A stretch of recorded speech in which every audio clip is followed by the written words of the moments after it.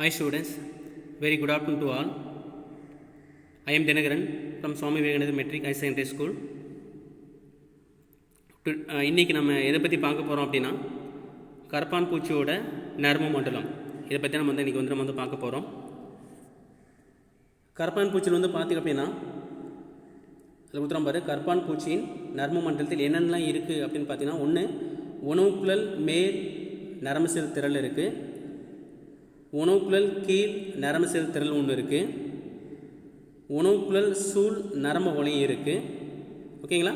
இன்னொன்று பார்த்திங்க அப்படின்னா இந்த நரம்பு செல் திரள்களை கொண்ட வயிற்றுப்புற இரட்டை நரம்பு ஒன்று இருக்கிறத கொடுத்துருக்காங்க. ஸோ மெயினாக தெளிவாக பார்த்துக்கோ. ஒன்று இது பார்த்திங்க அப்படின்னா உணவுக்குழல் மேல் நரம்பு செல் திரள். இது பார்த்திங்க அப்படின்னா உணவுக்குழல் கீழ் நரம்பு செல் திரள் அப்படின்னு சொல்கிறோம். இது ரெண்டுத்தையும் இணைக்கக்கூடியது தான், இது ரெண்டுத்தையும் இணைக்கக்கூடிய உணவுக்குழல் சூழ் நரம்பு வலைன்னு சொல்லக்கூடியது. மேலே இருக்கிறது உணவுக்குழல் மேல் நரம்பு செல் திரள், கீழே இருக்கிறது உணவுக்குழல் கீழ் நரம்பு செல் திரள். இது ரெண்டுத்தையும் உணவுக்குழல் மேலேயும் உணவுக்குழல் கீழேயும் இணைக்கக்கூடியது பார்த்திங்க அப்படின்னா உணவுக்குழல் சூழ் நரம்பு வளையம் சொல்லக்கூடியது சொல்லலாம். ஓகேங்களா?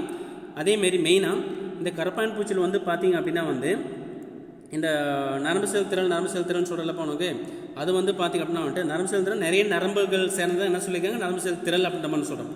ஓகேங்களா? நிறைய நரம்புகள் நர்வ்ஸ் சொல்கிறாங்கப்பா, எல்லா நர்வ்ஸும் ஒன்றா சேர்ந்தால் என்ன சொல்லியிருக்காங்க அப்படின்னா கேங்லியான் அப்படி மாதிரி இங்கிலீஷ் சொல்லுவோம். ஸோ தமிழில் எல்லா நரம்புகளும் ஒன்றா இணைஞ்சதான் என்ன சொல்லியிருக்காங்க அப்படின்னா நரம்பு செல் திரள் அப்படின்ற மாதிரி நம்ம சொல்கிறோம். ஓகேங்களா? ஸோ அந்த மாதிரி இந்த கரப்பான் பூச்சியில் பார்த்திங்க அப்படின்னா அந்த நரம்பு செல் திரள்னு சொல்லக்கூடியது பார்த்தீங்கன்னா மொத்தம் 9 இருக்குது. ஓகேங்களா? அந்த 9 பார்த்தீங்கன்னா 3 பார்த்திங்க அப்படின்னா எங்கே இருக்கக்கூடியது, அதேமாதிரி 6 எங்கே இருக்கக்கூடியது. ஸோ அதெல்லாம் தான் இப்போ நம்ம பார்க்க போகிறோம். இப்போ நான் இதில் என்னென்ன இருக்குது அப்படின்ற ஒரு விஷயத்தை உங்களுக்கு நான் தெளிவுபடுத்திட்டேன். நான் அதுக்கப்புறம் இப்போ நம்ம பார்க்கக்கூடியது பார்த்திங்க அப்படின்னா அதில் ஃபஸ்ட்டு மூளை அல்லது உணவுக்குழல் மேல் நரம்பு செல் திரளானது என்னவாய் இருக்குது. இதான் அந்த மூளை உணவுக்குழல் மேல் நரம்பு செல் திரள்னு சொல்லக்கூடியது.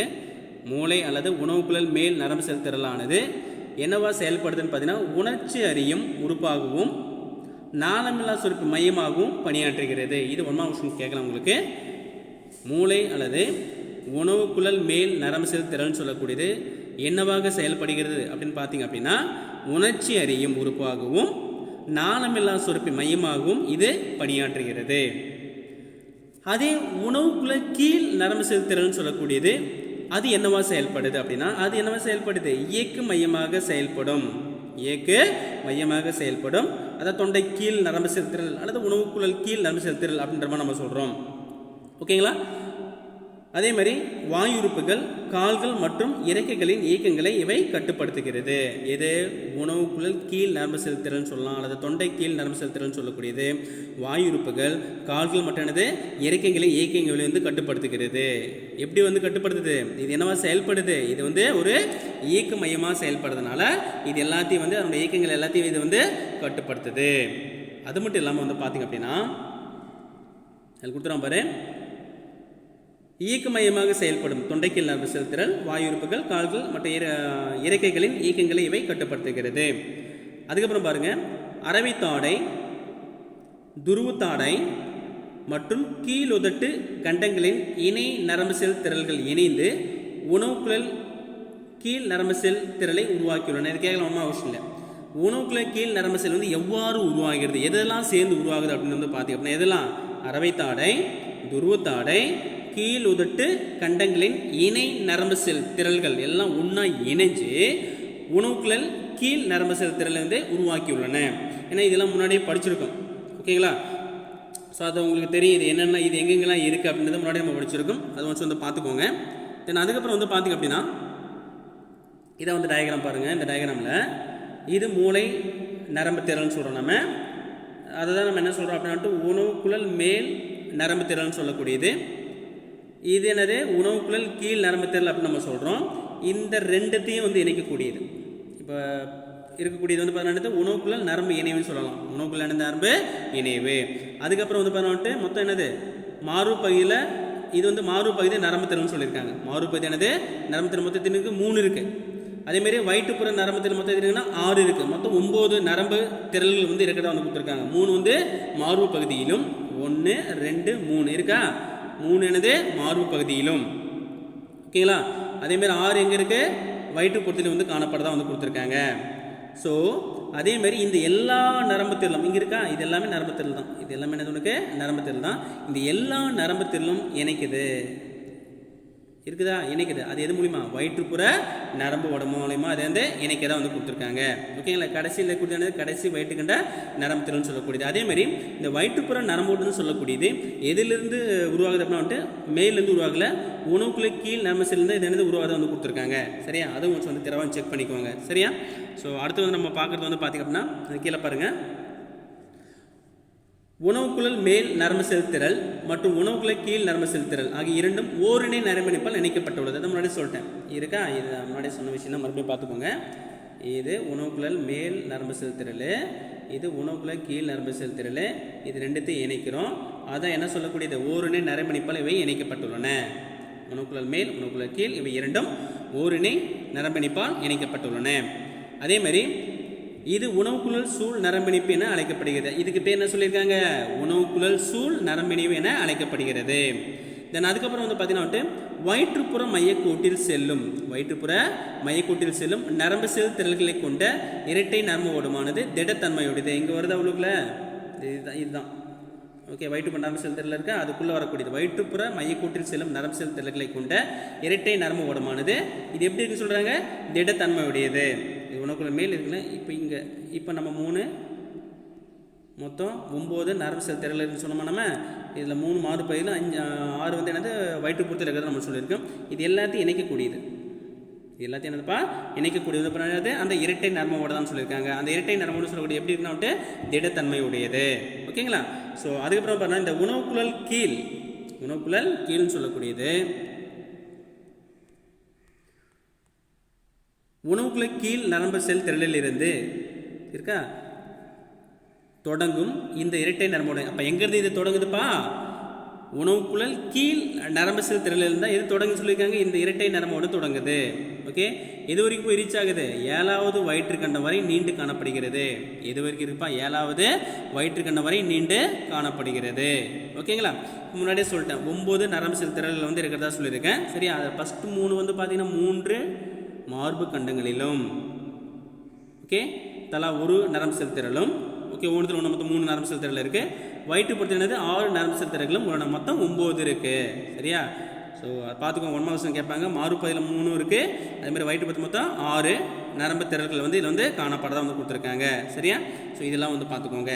ஓகே, அடுத்து வந்து பார்த்திங்க அப்படின்னா ரொம்ப முக்கியமானது, இந்த கரப்பான் பூச்சியில் உணர்கொம்பு நீட்சிகள்னு சொல்லியிருக்காங்க. உணர்கொம்பு நீட்சிகள், கூட்டுக்கண்கள், மேலுதடு, துருவுத்தாடை நீட்சிகள், கீழுதட்டு நீட்சிகள் மற்றும் மலப்புளை தண்டுகள், இது எல்லாமே என்னவா செயல்படுது அப்படின்ட்டு உணர் உறுப்புகளாக செயல்படுகின்றன. இதெல்லாம் என்னவா செயல்படுவாங்க, உணர் உறுப்புகளாக செயல்படுகிறது. ஓகேங்களா. என்னவா செயல்படுது, உணர் உறுப்புகளாக செயல்படுது. எதெல்லாம், உணர்கொம்பு நீட்சிகள், கூட்டுக்கண்கள், மேலுதடு, மேலுதடு இருக்குது, துருவுத்தாடை நீட்சிகள் இருக்குது, கீழுதடு இருக்குது, அதேமாதிரி என்னது மலப்புளை தண்டுகள் இருக்குது. இதெல்லாம் என்ன செயல்படுது, உணர் உறுப்புகளாக செயல்படுகிறது. சரியா. ஸோ எந்தெந்த உணர்வு எந்தெந்த பகுதியில் வந்து காணப்படுது, எந்தெந்த உணர்வு எந்தெந்த பகுதியில் வந்து காணப்படுது, ஸோ அப்படின்றத நம்ம வந்து பார்க்கலாம். ஸோ அதில் ஃபஸ்ட்டு பாருங்கள், ஏன்னா இது முன்னாடி நம்ம எதில் வந்து படிச்சிருக்கோம் அப்படின்னா வந்து இந்த மேலுதடு, துருவுத்தாடை இதெல்லாம் இருப்பாங்க. இதெல்லாம் வந்து அந்த கரப்பான் பூச்சியோட புறத்தோட்டம் வந்து படிச்சிருப்பீங்க. கரப்பான் பூச்சி என்னது புறத்தோட்டம் இருக்குது. அந்த புறத்தோட்டத்தை என்னுடைய டோட்டல் எக்ஸ்பிளேஷன் வந்து டோட்டலாக படிச்சிருப்பீங்க. அது மட்டும் இல்லாமல் ஒரு டயக்ராமும் நம்ம படிச்சிருப்போம் நம்ம. ஓகேங்களா. தலை, அதனுடைய வாயு உறுப்புகள் இதெல்லாம் டயக்ராமே நமக்கு வந்து இருக்குது. அதையும் வந்து நீங்கள் வந்து பார்த்துருப்பீங்க. ஓகேங்களா. அது ஒன்ஸ் செக் பண்ணிக்கோங்க. ஸோ அதில் ஃபஸ்ட்டு பாருங்கள், இதில் உணர்வு நம்ம சொல்லிட்டோம். அதில் பாரு, உணர்கொம்பு நீட்சிகள், துருவுத்தாடை நீட்சிகள், மலப்புளை தண்டுகள் ஆகியவற்றில் தொடு உணர்வுகள் உள்ளன. 1 மாதம் கேட்கலாம், எங்கெங்கெல்லாம் தொடு உணர்வு இருக்குது, எதெல்லாம் தொடு உணர்வியாக செயல்படுது அப்படின்னா உணர்கொம்பு நீட்சிகள், துருவுத்தாடை நீட்சிகள், மலப்புளை தண்டுகள். அங்கே நம்ம ஆல்ரெடி முன்னாடி டயக்ராம் இருக்குது, அதை எடுத்து ரெஃபர் பண்ணுங்கள். அந்த டயக்ராம் வந்து பார்த்தீங்கன்னா அங்கே இருக்கும், எதெல்லாம் உணர்கொம்பு நீட்சி, எதெல்லாம் துருவுத்தாடை நீட்சி, எதெல்லாம் மலப்புளை தண்டு அப்படின்லாம் இருக்குது. அதெல்லாமே என்னவா ஆக்ட் பண்ணுது, என்னவானா தொடு உணர்வையாக வந்து இருக்கிறதா சொல்லியிருக்காங்க. அதான் இங்கிலீஷில் வந்து தெக்மோ ரிசெப்டர்னு சொல்லி டச் பண்ணக்கூடியது. தொடு உணர்வியான்னு சொல்லக்கூடியது. அதேமாதிரி மனங்களை நகரும் நுகர்ச்சி உணர்விகள், மனங்களை நகரும் நுகர்ச்சி உணர்வு, அதாவது இங்கிலீஷ் சொன்னால் ஆல்ஃபேக்ட் ரிசெப்டார் அப்படின்ற மாதிரி சொல்லுவாங்க. மனங்களை ஸ்மெல் பண்ணக்கூடியது. ஓகேங்களா? மனங்களை நகரும் நுகர்ச்சி உணர்விகள் உணர்கும்பு நீச்சுகளிலும் சுவை உணரும் உணர்வுகள் வந்து பார்த்தா அறவைத்தாடி நீச்சுகளிலும் கீழுதட்டிலும் அமைந்துள்ளன. இது உண்மை கேட்கலாம். ஸோ அப்போ மனங்களை நகரக்கூடிய அந்த நுகர் உணர்ச்சிகள் வந்து எங்கடா இருக்குது அப்படின்னா எங்கே இருக்குது? உணர்கும்பு நீச்சுகளிலும் அதேமாரி சுவையை உணரக்கூடிய அந்த உணர்வுகள் வந்து பார்த்தீங்கன்னா அறவைத்தாடி நீச்சுகளிலும் கீழுதட்டிலும் அமைந்துள்ளன. இது வந்து தெளிவாக வந்து பார்த்துக்குவோம். தென் அதுக்கப்புறம் வந்து பார்த்தா முக்கியமானது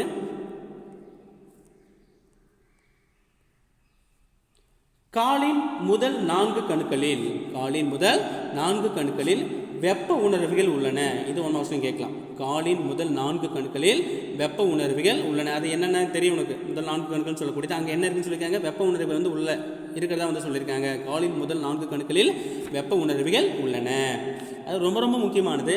காற்று மற்றும் நில அதிர்வுகளை உணரும் கார்டோடோனல் உணர்வுகள் எங்கடா இருக்கு அப்படின்னா மலப்புழை தண்டுகளில் அமைந்துள்ளன. எங்கே இருக்கு? மலப்புழை, இங்கிலீஷ் வந்து ஆனல் செர்ஸ்ன்னு சொல்லுவாங்க. கார்டோடோனல் உணர்வுகள்னு சொல்லக்கூடியது. அதோட வேலை என்ன அப்படின்னா வந்து காற்று மற்றும் நில அதிர்வுகளை உணரக்கூடியது. அது பேர் என்ன சொல்கிறாங்க? 2 மார்க்ஸ் கேட்கலாம். கார்டோடோனல் உணர்வுகள் என்றால் என்ன? அது எங்கே காணப்படுகிறது? கார்டோடோனல் உணர்வுகள்னு சொல்லக்கூடியது காற்று மற்றும் நில அதிர்வுகளை உணரக்கூடியது. அது எங்கே காணப்படுகிறது? மலப்புழை தண்டுகளில் காணப்படுகிறது. ஓகேங்களா?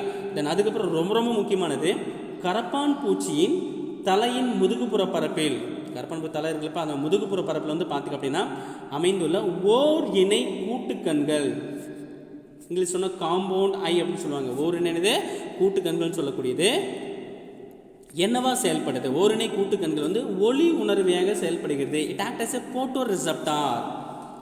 ஓகேங்களா? கூட்டுக்கண்கள் சொல்லக்கூடியது காம்பவுண்ட் ஐ அப்படின்னு நம்ம சொல்கிறோம் இங்கிலீஷில். அது என்ன ஆக்ட் பண்ணுது? போட்டோ ரிசெப்டார் ஆக்ட் பண்ணுது. ஒளி உணர்வியாக செயல்படுகின்றன. ஓகேங்களா? ஸோ அதேமாரி இப்போ ஒவ்வொரு கண்ணிலும் ரொம்ப ரொம்ப முக்கியமானது சுமார் 2000 எளிய கண்களாலான ஒமட்டீடியா வந்து காணப்படுகின்றன. ஒவ்வொரு கண்ணிலும் சுமார் 2000 எளிய கண்களாலான ஒமட்டீடியா வந்து காணப்படுகின்றன. தெளிவாக பார்த்துக்கோ. கரப்பான் பூச்சி இருக்குது, சரியா? அந்த கரப்பான் பூச்சியின் தலையோட முதுகுப்புற பரப்பில் வந்து பண்ணிட்டு ஓரிணை கூட்டுக்கண்கள் இருக்குது. அந்த கூட்டுக்கண்கள் என்னவா செயல்படுது? ஒளி உணர்வே வந்து செயல்படுதான்னு சொல்லிட்டேன் நான், சரியா? அப்போ அந்த கரப்பான் பூச்சி அந்த ஓரிணை கூட்டுக்கண்கள் சொல்லலப்பா, அந்த ஒவ்வொரு கண்ணிலும் வந்து பார்த்தீங்கன்னா அந்த கூட்டுக்கண்கள் வந்து பார்த்தீங்கன்னா சுமார் 2000 எளிய கண்கள் என்ன இருக்குன்னு சொல்லியிருக்காங்க? ஒமட்டீடியா வந்து காணப்படுறதா வந்து சொல்லியிருக்காங்க, சரியா? இந்த ஒமட்டீடியான்னு சொல்லக்கூடிய இது வழியாக தான் கரப்பான் பூச்சியின் பொருளின் பல பிம்பத்தை உணர்கின்றன. பொருளோட பல பிம்பங்களை வந்து இது மூலியமாக இது வந்து உணர்தான் வந்து சொல்லியிருக்காங்க, சரியா? இந்த பார்வைக்கு பேர் என்னடா வந்து பார்த்திங்க அப்படின்னா என்ன சொல்லியிருக்காங்கப்பா? மொசைக் பார்வை அப்படின்னு சொல்லியிருக்காங்க. ஸோ அதை தான் நம்ம என்ன சொல்லியிருக்கோம்? முழுமையற்ற பகுதி பார்வை என அழைக்கப்படுகிறது. ஒமட்டீடியாக வழியாகவே கரப்பான் பூச்சியின் பொருளின் பல பிம்பங்களை உணர்கின்றன. இந்த வகையான பார்வைக்கு மொசைக் பார்வைன்னு சொல்லலாம், அல்லது முழுமையற்ற பகுதி பார்வை என்றும் சொல்லலாம். ஓகேங்களா? ஸோ அது மட்டும் இல்லாமல் இந்த முழுமையற்ற பகுதி பார்வை மொசைக் பார்வை நம்ம சொல்கிறோம். இதில் வந்து அதனுடைய சிறப்பு தன்மைன்னு வந்து பார்த்திங்க அப்படின்னா வந்து இந்த பார்வையில் உணர்த்தன்மை அதிகமாக இருக்கும் கொடுத்துருக்காங்க. என்ன சொல்லித்தராங்க? உணர்த்தன்மைன்னு சொல்லக்கூடியது அதிகமாக இருக்கும், ஆனால் குறைவான தெளிவுத்திறன் இருக்குது அப்படின்ற மாதிரி வந்து கொடுத்துருக்காங்க. உணர்த்தன்மையானது அதிகமாக இருக்கும், ஆனால் என்ன கம்மியாக இருக்குன்னு சொல்லியிருக்காங்க? அதனுடைய தெளிவுன்னு சொல்லக்கூடிய ரெசல்யூஷன் இங்கிலீஷில் வந்து சொல்லுவாங்க.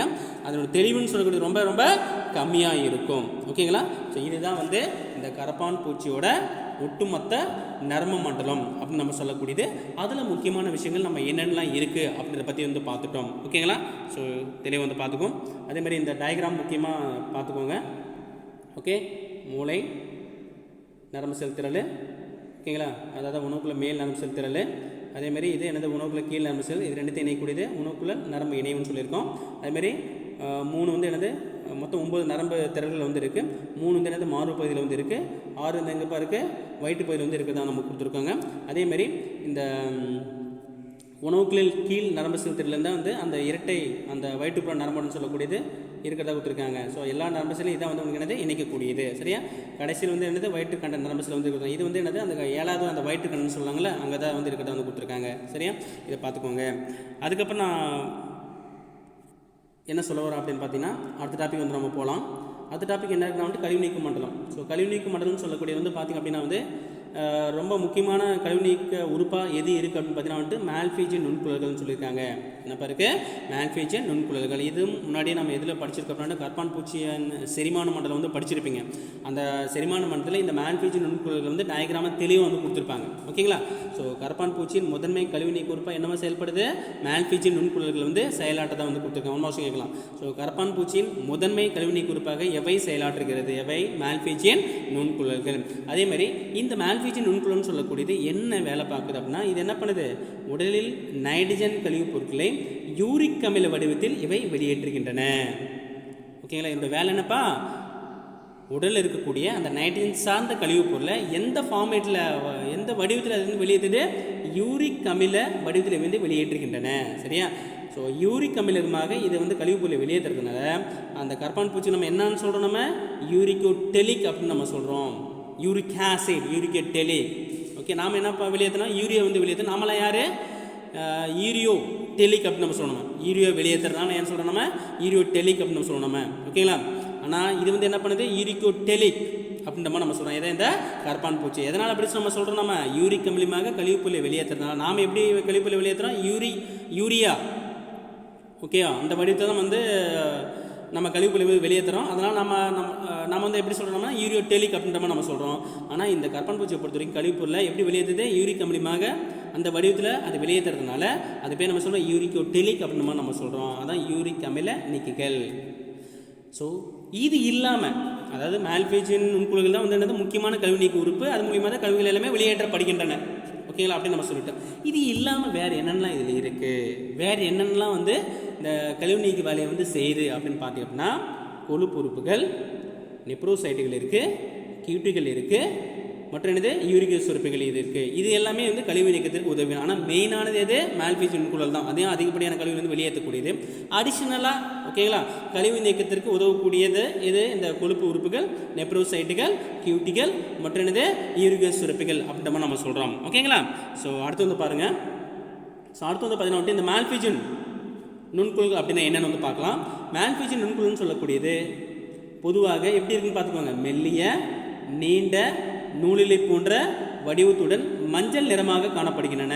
கேட்கலாம், மால்ஃபீஜியன் நுண்குழல்கள் அப்படின்னு சொல்லக்கூடியது எப்படி இருக்குது அப்படின்னா வந்து பொதுவாக ரொம்ப மெல்லிசாக இருக்கக்கூடியது, ரொம்ப நீளமாக நீண்ட ஒரு நூலு மாதிரி இருக்கக்கூடியது. சரியா? அது என்ன கலர் இருக்கக்கூடியது? உனக்கு மஞ்சள் நிறமாக வந்து இருக்கக்கூடியது. இதுவும் முன்னாடி நம்ம இந்த செரிமான மண்டலத்தில் வந்து படிச்சிருப்போம். அதை பாருங்கள். ஓகேங்களா? ஸோ இந்த குழல்கள் வந்து பார்த்துக்கிட்டோம். இக்குழல்கள் உணவு பாதையில் நடுக்குடல் மற்றும் என்னது பின்குடல் சந்திக்கும் இடத்தில் அமைந்துள்ளன. அதாவது ஜங்ஷன் ஆஃப் மிட்கட் அண்ட் ஹைன்கட்னு சொல்லுவாங்க இங்கிலீஷில். தமிழ் நம்ம என்ன சொல்கிறோம் அப்படின்னா வந்து நடுக்குடலும் பின்குடலும் ஓகேங்களா ரெண்டும் ஒன்றா சந்திக்கக்கூடிய இடத்துல இந்த மால்ஃபீஜியன் நுண்குழல்கள் வந்து இருக்கிறதா வந்து கொடுத்துருக்காங்க. சரியா? அதுவும் எவ்வளோ இருக்குது அப்படின்னு பார்த்தீங்கன்னா எண்ணிக்கையில் வந்து பார்த்தீங்கன்னா 100லேருந்து 150 வரைக்கும் இருக்கும். 100லேருந்து என்னது 150 வரை உள்ளன. ஓகேங்களா? அதே நம்ம வந்து ஒரு தொகுப்பாக சொல்லணும், ஒரு பண்டலாக சொல்லணும் அப்படின்னா வந்து 6லேருந்து என்னது 9 தொகுப்புகளாக இவை உள்ளன. நம்பர்ஸ் வந்து பார்த்தீங்கன்னா 100 to 150 வரைக்கும் இருக்குது. அதே நம்ம பண்டலாக சொல்லணும், ஒரு தொகுப்பாக சொல்லணும் அப்படின்னா வந்து இந்த குழல்களை பொறுத்த வரைக்கும் 6லேருந்து 9 தொகுப்புகளாக இவை காணப்படுகின்றன. ஓகேங்களா? ஸோ இந்த பார்த்தீங்கன்னா ஒவ்வொரு நுண்குழலும் அது நுண்குழுக்குள்ள என்ன இருக்குது அப்படின்னா வந்து சுரப்ப செல்களும் அதேமாதிரி என்னது குற்றியல் செல்களும் காணப்படுகின்றன. ஒவ்வொரு நுண்குழலும் சுரப்ப செல்கள் மற்றும் என்னது குற்றியல் செல்கள் வந்து காணப்படுகின்றன. சரியா? ஸோ இவை மூலியமாக சேகரிக்கப்படும். எவை மூலியமாக? இந்த மால்ஃபீஜியன் நுண்குழல்னு சொல்லப்போ அவனுக்கு அதன் மூலியமாக சேகரிக்கக்கூடிய இந்த கழிவுகள், யூட்டால் சேகரிக்கக்கூடிய கழிவுகள் பின்குடல் வழியாக வெளியேற்றப்படுகின்றன. இது வழியாக வெளியேற்ற ரெக்டன்னு சொல்லுவாங்க. அது வழியானது வெளியேற்றப்படுகின்றன. மால்ஃபீஜியன் நுண்குழல் தான் கழிவுகள் வெளியேற்றுது. சரியா? ஸோ அப்போ மெயினாக வந்து அது அந்த கழிவுகளெல்லாம் எது மூலிமா நம்ம சேகரிக்கிற அப்படின்னா வந்துட்டு அதில் மால்ஃபீஜியன் குழுக்குள்ளே காணப்படக்கூடிய சுரப்ப செல்கள், குற்றியல் செல்கள் இருக்குது. அதான் என்னது அந்த கழிவுகளை வந்து சேகரித்து அந்த கழிவுகள் எல்லாமே பின்குடல் வழியாக வெளியேற்றப்படுகின்றன. சரியா?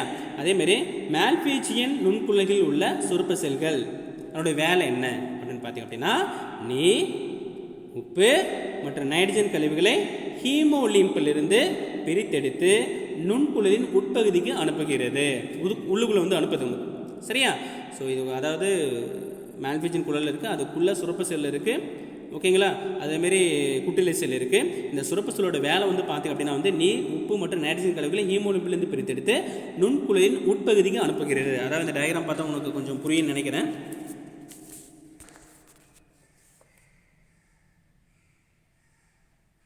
ஓகேங்களா? இது டயக்ராம் வச்சுக்கோங்க. இதுதான் மிட்கட்டுன்னு சொல்லக்கூடியது, நடுக்குடல்னு சொல்லக்கூடியது. ஸோ இங்கே வந்து பார்த்தீங்கன்னா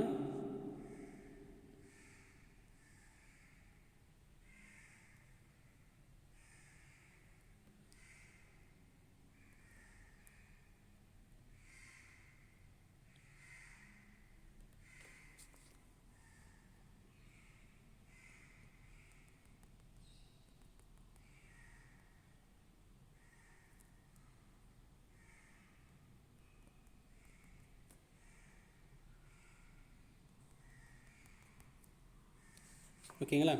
ஸோ இந்த டயக்ராம் வந்து பார்த்திங்க அப்படின்னா இது பிளைண்டாக இருக்கக்கூடியது, எல்லாம் மூடி தான் இருக்கும், பிளைண்ட் சாக்னு சொல்லுவாங்க. சரியா? இப்போ இங்கே இதுதான் வந்து மால்பிஜன் குழுன்னு சொல்லக்கூடியது. இது என்ன சொல்லியிருக்காங்க? மால்பிஜன் குழுன்னு சொல்கிறோம் நம்ம. ஸோ மால்பிஜன் குழு தான் முக்கியமாக எதுக்கு பயன்படுது? கழிவு நீக்கத்துக்கு வந்து பயன்படுது. எதுக்கு? கரப்பான் பூச்சியை பொறுத்த வரைக்கும் இங்கே என்னென்ன இருக்குது அப்படின்னா வந்துட்டு உப்பு, நீர், நைட்ரஜன் சார்ந்த கழிவுகள், இதில் இந்த மால்பிஜன் கழிவுகள் இது எல்லாமே இங்கே இருக்கிறத அவங்க கொடுத்துருக்காங்க. ஸோ இது எல்லாமே இங்கே உள்ள வருது. இங்கே அதேமாதிரி இதுக்குள்ளே தான் உனக்கு என்ன இருக்குது அப்படின்னா வந்துட்டு இதுக்குள்ளே என்ன இருக்குது? உனக்கு சுரப்ப செல் இருக்குது, அதேமாதிரி என்னது குற்றியல் செல்கள் இருக்குது. சுரப்ப செல் மட்டும் என்னது அப்போ என்னது இந்த இது எல்லாமே இதுதான் வந்து இந்த நீர், உப்பு, நைட்ரஜன் கழிவு எல்லாத்தையும் வந்து என்ன பண்ணிட்டு இந்த மால்பிஜன் குழலில் இருக்கக்கூடிய இது சேகரிக்குதுன்னு பார்த்திங்கன்னா எப்போ சேகரிக்குது? அந்த சுரப்ப செல்களில் வந்து சேகரிக்கிறது. சுரப்ப செல்லும் அதேமாதிரி குற்றியல் செல்லை வந்து சேகரிக்கிறதா சொல்லியிருக்காங்க. இங்கே என்னென்ன இருக்குது? உப்பு, வாட்ரு, நீர், அதேமாதிரி நைட்ரஜன் கழிவுகள் எல்லாமே இருக்குது. இது வந்து பார்த்திங்கன்னா இந்த மால்பிஜன் குழலுக்குள்ள இருக்கக்கூடிய சுரப்ப செல்கள் மற்றும் குற்றியல் செல்கள் இது வந்து எல்லாத்தையும் வந்து கலெக்ட் பண்ணுது. ஓகேங்களா? ஸோ கலெக்ட் பண்ணிடுச்சு. ஸோ கலெக்ட் பண்ணிவிட்டு வந்து பார்த்தீங்கன்னா இது புஷ் பண்ணுது. ஓகேங்களா? இது வந்து பார்த்தோம்னா வந்துட்டு இலியன் சொல்லுவாங்க. என்ன சொல்கிறாங்க? இலியன் சொல்லக்கூடியது. ஸோ இந்த பார்ட்டு இது குடல் பகுதின்னு சொல்லக்கூடிய இன்டெஸ்டைன். ஸோ இது பேர் என்னது? இன்டெஸ்டைன். ஓகேங்களா? இன்டெஸ்டைன் இருக்குது. அதேமாதிரி இது வந்து அயன்கட் பின்குடல்னு சொல்லக்கூடியது. ஓகேங்களா? ஸோ இது பேர் ஆல்ரெடி சொல்லிட்டோம், மால்பிஜன் குடல் தான் நம்ம சொல்லிட்டோம். அதேமாதிரி இங்கே இந்த இடம் இங்கே தான் நம்ம அந்த கழிவுகள் எல்லாமே வெளியேறக்கூடியது. ஓகேங்களா? யூரின், நீர், அந்த கழிவு எல்லாமே இது வழியே வெளியேறுது. அதேமாதிரி இதுக்கு பேர் என்ன சொல்கிறாங்க அப்படின்னா வந்துட்டு ரெக்டம் நம்ம சொல்லக்கூடியது. இப்போ என்ன சொல்லியிருக்காங்கப்பா? ரெக்டம் அப்படின்ற நம்ம சொல்கிறோம். ஓகேங்களா? அதாவது என்ன அப்படின்னா வந்து இப்போ அவங்க கொடுத்துறாங்க பாரு, நைட்ரஜன் கழிவுகள் ஹீமோனோப், அதாவது இங்கே தான் ஹீமோனோப்லேருந்து பிரித்து அடித்து உட்பகுதிக்கு வந்து இங்கே வந்துருச்சு, இந்த உள்ளே வந்துருச்சு. ஓகேங்களா? உட்பகுதிக்கு அனுப்புகிறது. அதேமாதிரி நுண்குழியின் செல்கள் நீர் மற்றும் என்னது கனிம உப்புகளை மீண்டும் உறிஞ்சிங்க. அதை கொடுத்துறோம் பாருப்பா. இது மெயினாக வந்து பார்த்துக்கோப்பா. மெயினாக அந்த செல் இருக்குது. யூட்ரல் சேகரிக்கப்படும் கழிவுகள் பின்குடல் வழியாக வெளியேற்றப்படுகின்றன. இங்கே பின்குடல் இதான் வந்து ரெக்டன் சொல்லக்கூடிய பின்குடல் இருக்குது, அது வழியாக உனக்கு என்னது வெளியேற்றப்படுகிறது. சரியா? தென் அதுக்கப்புறம் வந்து பார்த்திங்க அப்படின்னா வந்து அந்த மால்பிஜன் நுண்குழியில் உள்ள சுரப்ப செல்கள் நீர், உப்பு, நைட்ரஜன் கழிவுகள் ஹீமோகுளோபின் பிரித்தெடுத்து நுண்குழியின் உட்பகுதிக்கு வந்தாச்சு, இங்கே வந்துருச்சு. ஸோ வந்ததுக்கப்புறம் வந்து பார்த்தோம் அப்படின்னா வந்து நுண்குழியின் செல்கள் நீர் மற்றும் கனிம உப்புகளை மீண்டும் உறிஞ்சிக்கிறது. அதுக்குள்ளே அந்த செல்கள் என்ன பண்ணுது? நீர் மற்றும் என்னது கனிம மீண்டும் என்னது உறிஞ்சதான் வந்து சொல்லியிருக்காங்க. சரியா? அதே சமயத்தில் நுண்ணிலைகளை இந்த இருக்கக்கூடிய இந்த நுண்ணிலைகள் இப்போ வந்துருக்கு, அது வந்து சுருங்கிறதுனால அந்த குற்றிலை செல்கள் இப்போ அது வந்து சுருங்கிறதுனால நைட்ரஜன் கழிவுகள் சிறுகுடல் பகுதிக்கு கடத்தப்பட்டு அதிகப்படியான நீர் உறிஞ்சப்படுகிறது. ஓகேங்களா? அப்போ இங்கேருந்து இது வந்து சுருங்கிறதுனால இதுக்குள்ளே வந்து சுருங்கிறதுனால சரியா அது என்ன ஆகுது அப்படின்னா அந்த நைட்ரஜன் சார்ந்த கழிவுகள் எல்லாமே சிறுகுடல் பகுதி கடத்தப்பட்டு இங்கே தான் முன்னாடி சொல்கிறேன் சிறுகுடல்னு சொல்லிட்டு இண்டஸ்ட்ரி இதான் வந்து சிறுகுடல்னு சொல்லக்கூடியது. ஓகேங்களா? இங்கே வந்து கடத்தப்படுது, சிறுகுடல் பகுதிக்கு வந்து கடத்தப்பட்டு அதிகப்படியான நம்ம நீர் வந்து உறிஞ்சப்படுறதா வந்து கொடுத்துருக்காங்க. சரியா? அது நீர் உறிஞ்சப்பட்டு மீதமுள்ள கழிவுப் பொருட்கள் வந்து மலக்குடல்கள் செல்லும்போது இங்கே ரெக்டான்னு சொன்னாலப்போ இதான் வந்து மலக்குடல்னு சொல்லக்கூடியது. இப்போ இங்கே வந்தாச்சு. ஓகே, இந்த கழிவுகள் எல்லாமே லாஸ் ஆகினா இது வந்து மலக்குடல் இருக்குது. இந்த மலக்குடல் என்னது? அது வெளியேற்றப்படுகிற இந்த கழிவுகள் எல்லாமே.